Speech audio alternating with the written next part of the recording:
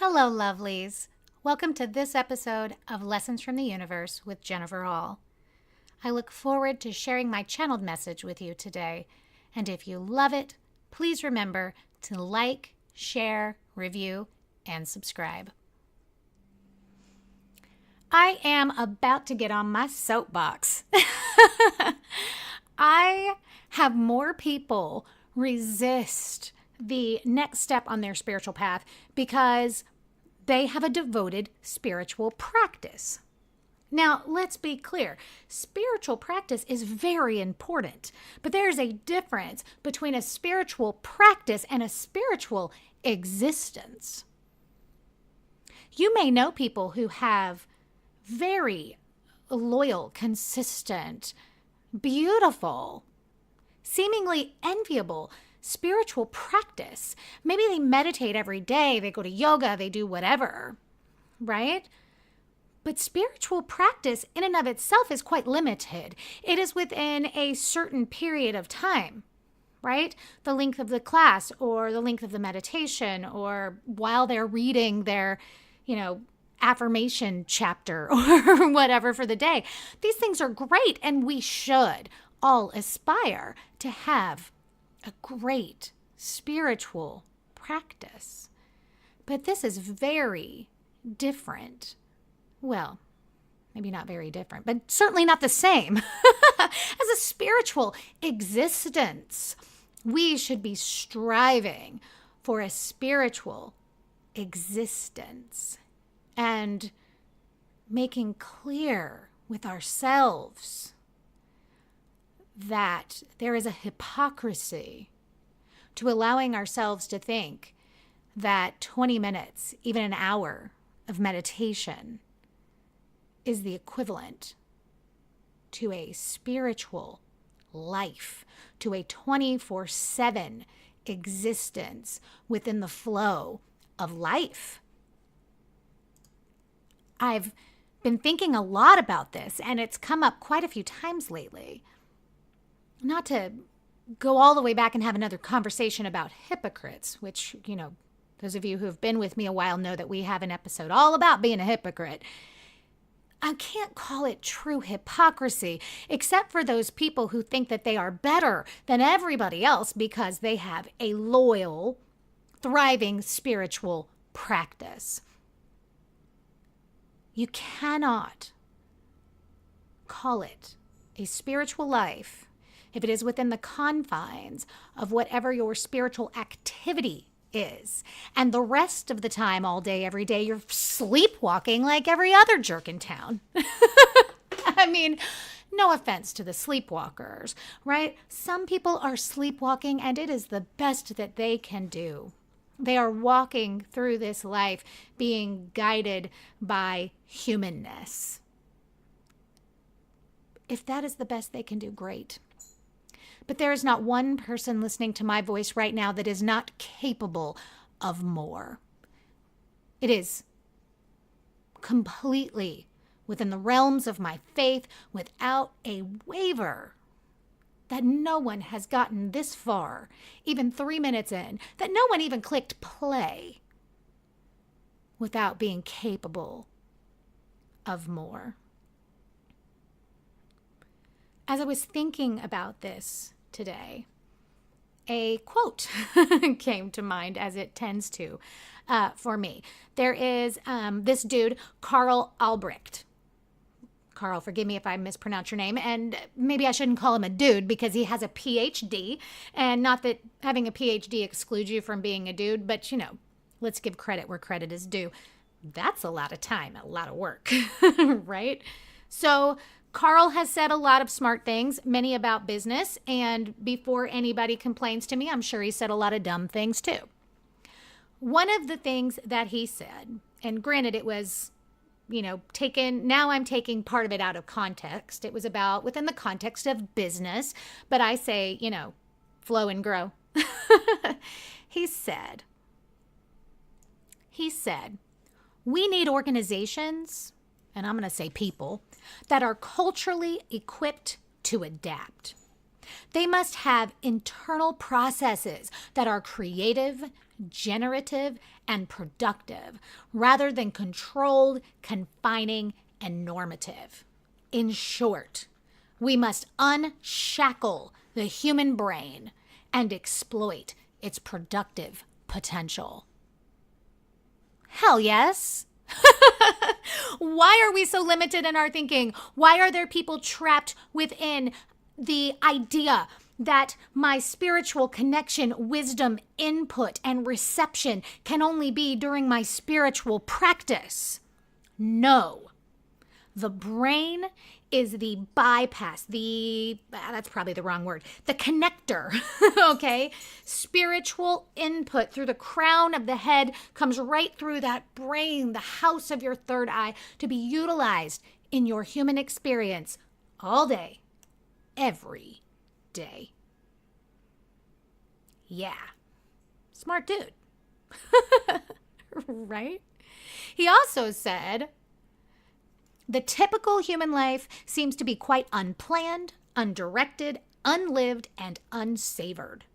Only those who consciously think about the adventure of living as a matter of making choices among options, which they have found out for themselves, ever establish real self-control and live their lives fully. Okay, Carl, that's pretty deep. Right? So I'm thinking about, I remembered this unshackle the brain quote, right? It pops into my head as I'm realizing today I'm going to push you towards a spiritual existence. And I decided, you know what? Maybe this dude has some smart stuff to say about spirituality. Let's check him out a little bit. And those of you who know me very long know I call them wormholes, right? Spirit gives me this spark of idea, and then I go digging and see where it takes me. So then I found the second quote that I read you, and I thought, that's pretty cool. I like this, right? And it's true. Most people have these unplanned, undirected, unlived, unsavored lives. They are sleepwalking. So I decided, I wonder what he says about spirituality. And I found something interesting. He listed 7 principles, 7 things he calls spiritual strategies. And his claim is essentially that they are the only 7 things that you need in order to live a good life. And as I read them, I cannot say that I disagree. The first is gratitude. Now, gratitude, that seems pretty self-explanatory, right? But again, if you've been listening very long, you know that I like to really talk about what words mean, because we make a lot of assumptions about what words mean. And sometimes it's wrong or it's not deep enough, right? So what is gratitude? It is appreciation, right? But it's a little bit more than that. It is appreciation with the desire to return kindness. That's different. That's deeper. Appreciation with the desire to return kindness. Not out of guilt, not out of shame, not out of requirement or expectation, out of desire. The word is desire. The second is humility. Now, humility is grossly misunderstood, and if you look at simple definitions, it's only going to feed that unless you dig deeper into those. The best definition of humility, to really get us to the essence of what it is, humility is teachability. Yes, it is knowing our strengths and our weaknesses and recognizing that everybody else has theirs, but ours and theirs are not the same. There is a quote, I want to say it's from the Bible, but don't quote me on that. Basically says that we glean the greatest wisdom from beggars and thieves. Yeah, I mean, that's a metaphor, not literally beggars and thieves, though it can be. What it's saying is that we should be teachable all day, every day. It doesn't matter if you're this PhD and you're talking to someone who didn't finish high school, or to a child, or whoever.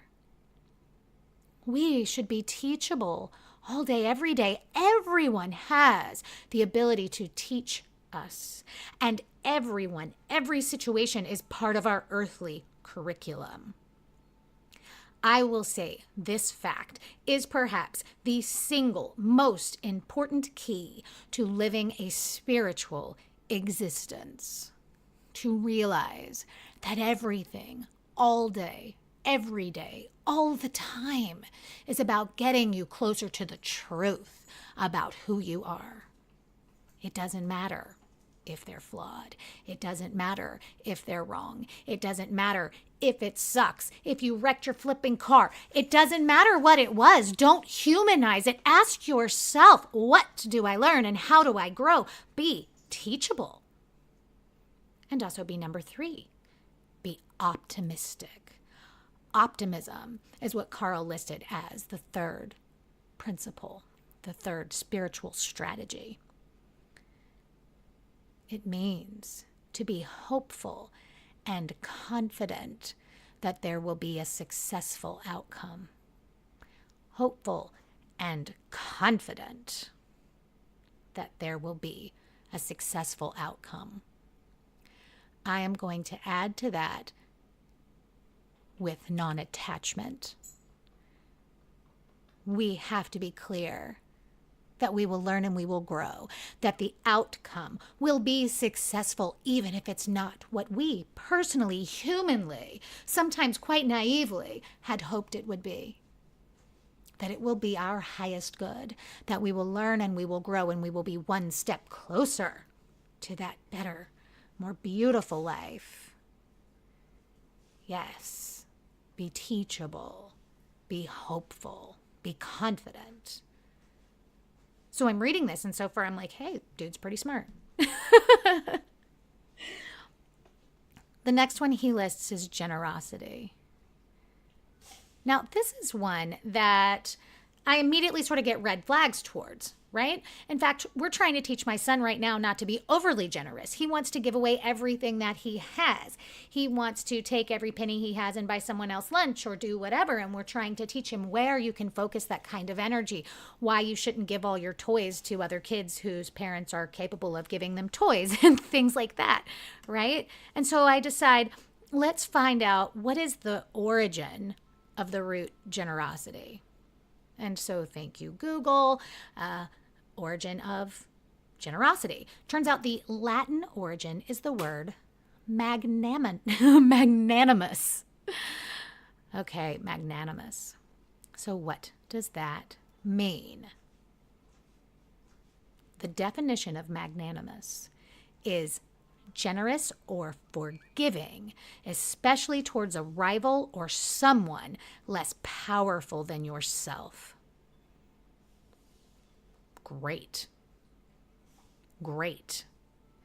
So again, in many ways, a whole nother way of being humble, right? Teachable. I'm going to be generous. I'm going to give more than is necessary or expected of either my money or my time or my thoughts and my kindness, which of course leads us directly into forgiveness, and forgiveness is a big one.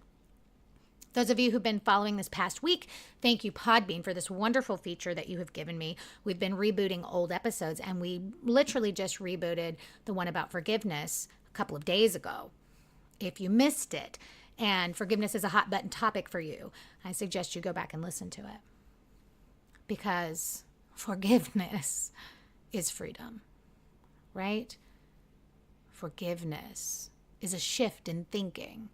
It's a choice. There is a rabbi, Rabbi Ilan, I believe, maybe pronouncing his name wrong, I-L-A-N. I came across a letter he had written to someone who had written to him, and I'm going to share with you what he said. He said, don't forgive them for them. Although if they ask, please do. I would say try. Forgive them because you deserve to not be weighed down by this pain.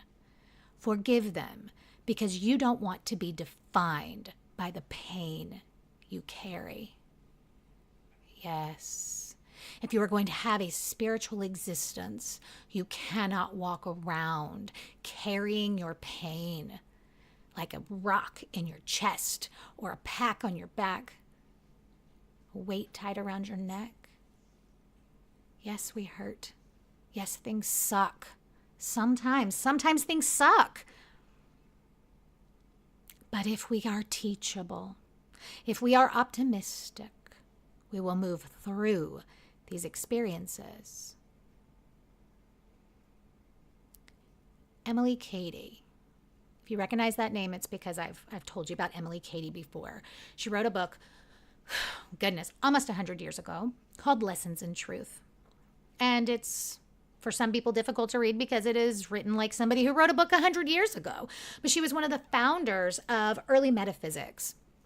And she described forgiveness this way. She said, to forgive does not simply mean to arrive at a place of indifference to those who do personal injury to us. It means far more than this. To forgive is to give to give some actual defined good in return for evil given. Now, let's be clear. Evil, okay, so badness, ugliness, unfairness, sometimes even violence, okay? I'm not thinking evil like, ooh, demons, okay? That's not where we're going here. But to give some actual good in return, to bless them, to pray for them, that hopefully they learn and grow, even if it's far away from you, right? To forgive, to shift our thinking towards, again, what did I learn and how did I grow? And optimism for the idea that the positive, successful outcome will arrive and that all of this is our education all day, every day. That we learn due to this brilliant calm that it gives us when we focus on life in this way, when it gives us this calm where we can hear. We can hear what some people call their conscience, their spirit guide, their guardian angel, their intuition. There are hundreds of names for that still small voice within that is accessible when we live a spiritual existence all day, every day. People touch it in their meditation, but they forget that with the right attitude, with the right intention, which happens to be number 6, we can carry that all day, every day. Now, to be fair, Carl is a businessman. And when he's talking about intention, he largely means having a plan, an aim, making a choice. This is my goal. This is what I will go for, go after. That's good. We need to do that. We live in a human world, and we must have both a human and a spiritual experience side by side, together, and joined, much like the two sides of a yin-yang. Think about a yin-yang for a minute, right? The two sides, the white side and the black side, they are not blended together. They are side by side, and they match each other just perfectly. And what's even more brilliant is each one pokes through the other in its totality, those little dots, right? So that when we are being too human, when we have left our spiritual practice back on the living room floor, our spiritual nature can push through our human nature and say, wait, take a breath. Be grateful, be humble, be optimistic, be generous. Listen to that still small voice. Learn and grow and enjoy. And the other side too, when we're being too spiritual, which we can do, when we are not saying no, when we are not having boundaries, when we're seeing the good in someone to the point that it has become our detriment, our humanness can pop up through like that little black circle on the white side of the yin-yang and say, hey, you're sweet as you can be, but this guy's proven again and again that he's an asshole. We need both sides, guys, side by side. And we live our life with intention. The Latin origin of intention means stretching and purpose. Roll that around in your head for a minute. Stretching and purpose. Stretching yourself towards your goals. I love this. Stretch yourself outside of your comfort zone. Look for the lesson where you want to be angry. Find that generous heart, that ability to give love in the face of ugliness. There's freedom here. Now, to be clear, this is love and forgiveness in intention, in thought, in energy. It does not mean I am telling you to go hang out with some asshole that treats you bad. Don't do that.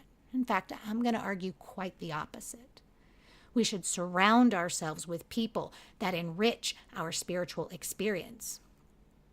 This may not be capable, this may not be possible 24/7 because we have jobs and things and we get exposed to people that we have no choice but to sit by for some period of time. But we do have a choice how we interact with them. We do have a choice if we spend more time with them than we have to. And we do have the ability to have personal boundaries that should never be pushed.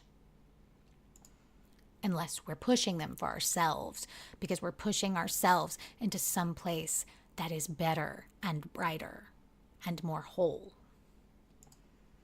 To put a very pointed spiritual head on this idea of intention, it is walking this world with the intention of checking in on our intuition, our spiritual guidance, our inner balance, right? The part of us that knows what is right for us and what is not, what is true and what is not, that holds us to true thoughts and intentions and ideas. When we walk around with that intention and we add it to number 7, which is expectation, then we can live that spiritual life, that spiritual existence all day, every day. So many people sit in their meditation expecting that moment of peace to very quickly end. No. If you're meditating and you touch that peace, remind yourself right then, oh, there's normal. I like normal. Normal is good. This is me all day, every day. And if you don't have time to meditate, do not think that absence of an elaborate spiritual practice will keep you from a spiritual existence. You can be in a state of what I call walking meditation all the time. That means constant awareness that there is a greater something than just you, and that you can tap into that anytime, anywhere, that you can appreciate what a magnificent achievement it is that your spirit, your soul, your higher self, that chunk of God, of the universe, higher power, whatever you want to call it, could be anywhere doing anything, and it has chosen to have this human experience right here, right now, in this body where you happen to be sitting listening to my voice.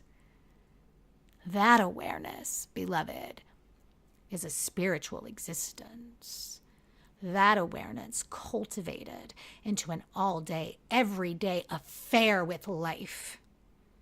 And so we expect it.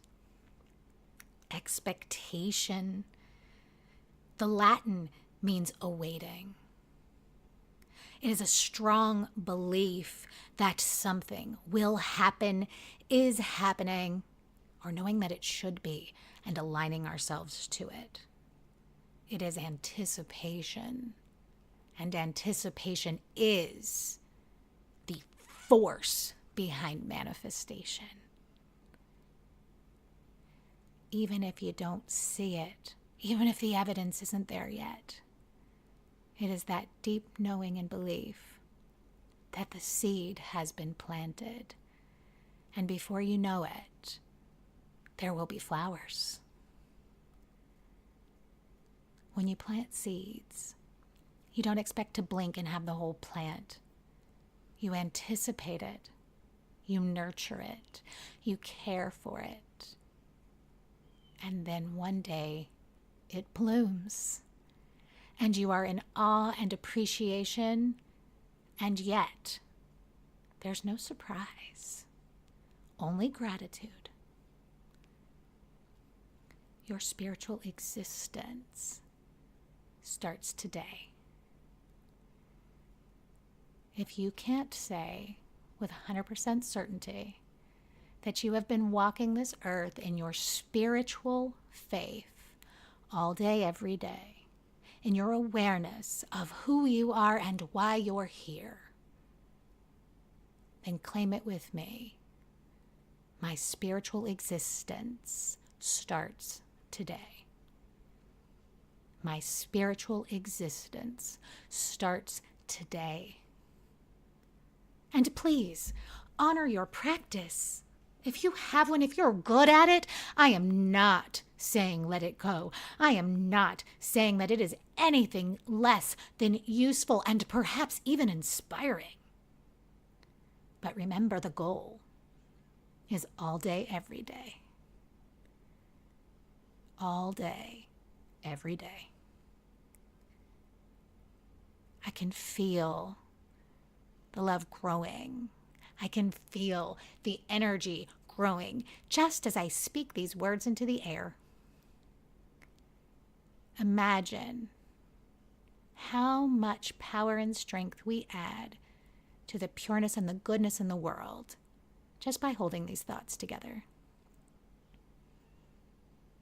Make this your goal this week, beloved. Think about it all day, every day. Put a sticky note on your dashboard, put a reminder in your phone. Do whatever you need to do to transform your human life into a spiritual existence. I believe in you and in me. Until next time, beloved, namaste. Hi beauties, my name is Megan, and I couldn't pass up an opportunity to share who Jennifer Hall really is with all of you. Jennifer is a gifted woman who loves to share the tips and tricks of mastering lessons from the universe through real-life experiences. When I found Jennifer about 2 years ago, I did not know what to expect. My past conditioning had me fearing psychics and avoiding them, and that was something I overcame within my first conversation with Jennifer. She has no desire to control you or make decisions for you, but she will tell you what's best for your highest good, and it's up to you to do the work or not. It's very common for people to seek out a psychic to read the future, and sure, it's human nature to want to know what we don't know, to find the certainty in life. But what you actually get through Jennifer is so much deeper than knowing with certainty.